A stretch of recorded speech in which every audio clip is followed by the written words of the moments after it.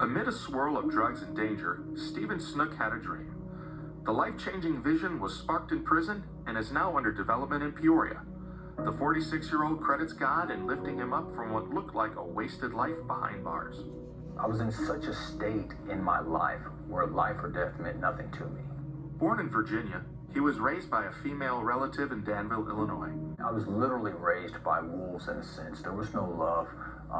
It was madness. There were guns shot off inside my house. I was sexually abused as a child. I was beaten more times than you can count as a child.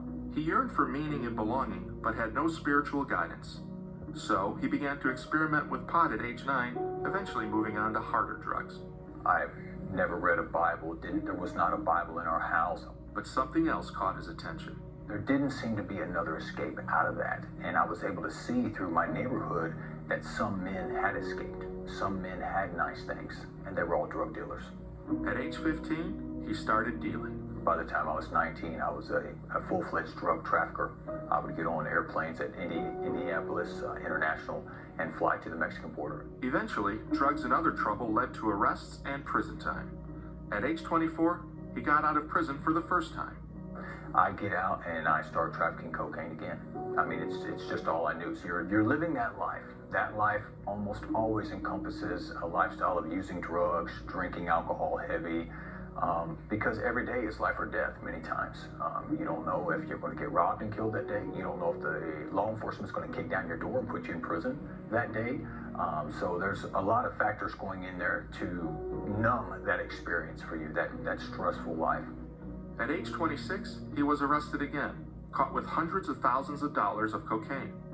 He got slammed with 22 years in federal prison. Yet even there, he quietly continued to run drug operations, at one point asking a brother to drive to an address and collect money.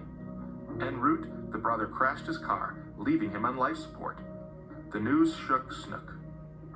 That was that coming to Jesus moment. I set the phone down.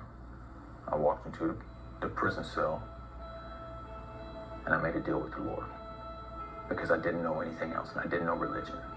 But I had heard about Jesus, because we all have, because we're from America, man. We're blessed to have heard that. And when there's nowhere else to go and nowhere else to cry, you're really in a great spot, because that's when you can come to God with a real heart.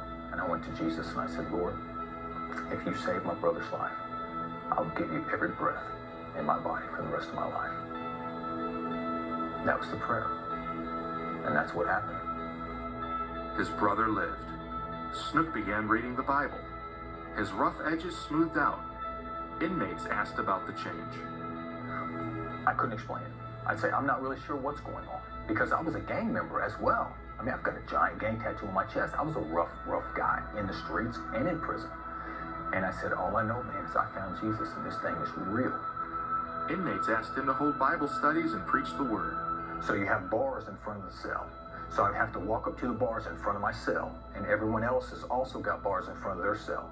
There's a giant fan rotating out here that makes a little bit of noise. So for someone to be able to hear me 6 or 8 cells down, I have to be yelling the gospel. I would be yelling the Bible, be yelling what I was preaching out the bars so that they could hear me on both sides.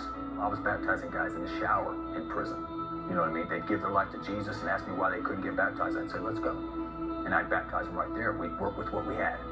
Last year, he was released to a halfway house in a place he'd never visited, Peoria.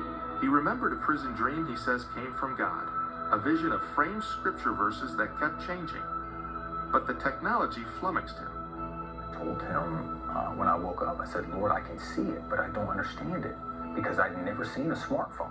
I'd never seen Facebook, hadn't been invented when I went to prison. There was no TikTok. I didn't know how to send an email. I didn't know how to send a text. In Peoria, after figuring out his first cell phone, he began Googling suggestions about how to go into business. He ended up at Peoria Next Innovation Center, Bradley University's startup incubator. That was kind of the unique aspect and opportunity is really working with someone who's very intelligent, but has been structured in a way that hasn't been able to participate in society for so long, to really, get up to speed on where that is in order to make sure that it's in the best situation for that business to succeed. Peoria Next helps Snook formulate plans, find investors, and hire a manufacturer for his business, called Jesus Speaks. He sells his frames online. He is also working on an autobiography, To credit it all, he points upward. You can't really even hear my story without hearing about the supernatural, how God does things.